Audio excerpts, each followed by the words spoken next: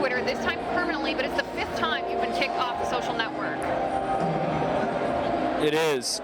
Very remarkable. What I've done is file a subject access request in the UK, which is an EU mechanism to get all the data that Twitter holds on me. Fingers crossed, within 21 days, they have to come back and they have to tell us everything they have on me, including all the decision-making that led up to my suspension. I don't think they're going to want to do that, so I reckon I'll get my account back. But even if I don't, the information they're obliged to hand over by EU law is going to be very useful in America. What do you expect to find that they're holding? What kind of information do you think they're holding on you? Well, look, there are two options here when we file this. Either they get the shredder out and lie, that would be very dumb, or they hand over information that incriminates them in political posturing and in politicking and in making partisan decisions about who can be on their network. Now, if that happens, shareholders are going to be absolutely incensed. I already know of a couple of people who are telling me that they have spent significant sums of money on promoted tweets who are going to be asking for refunds if that happens. I know a significant number of Twitter shareholders who are about to go crazy on this stuff. This is very, very bad news for Twitter. They messed with the wrong gay dude. So how are they going to handle this? Do you expect to get your account back rather than them turning over the information to you?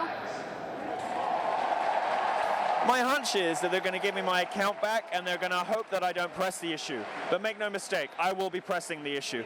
I filed a request they are legally obliged to comply with. If they don't do that, I will take it to the Information Commissioner, which is a government authority in Ireland. I will then take it to the Information Commissioner in the UK. And then who knows what we'll do in the United States. As an EU citizen, but with an account that operates mostly in the States, and given that America is that Twitter is an American company, I have lots of options ahead of me.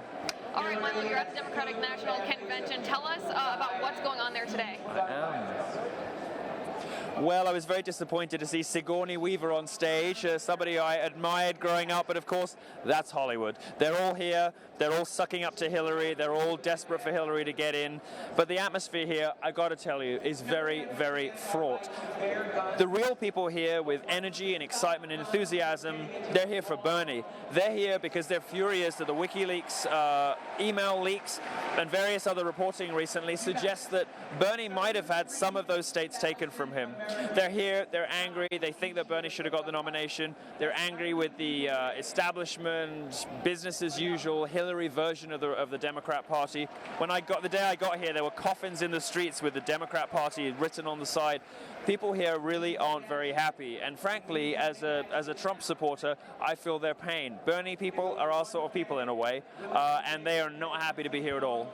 All right, Milo, last night, these Bernie or Bust protesters actually outside the convention confronted one America's own reporters. What kind of protest do you hear wind that they're planning for tonight inside the convention?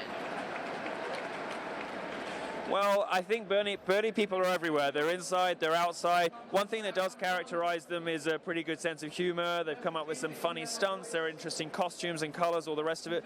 There is, of course, a dark underbelly to this, too. And that's, when you step outside the feminist stuff and you get into Black Lives Matter and you get into the socialist, communist kind of hardcore, far-left Bernie supporters, the guys who are really serious about this stuff, then you're going to start to see maybe a little bit of, it's quite possible there'll be a little bit of violence. It's quite possible those people are going to start taking things too far.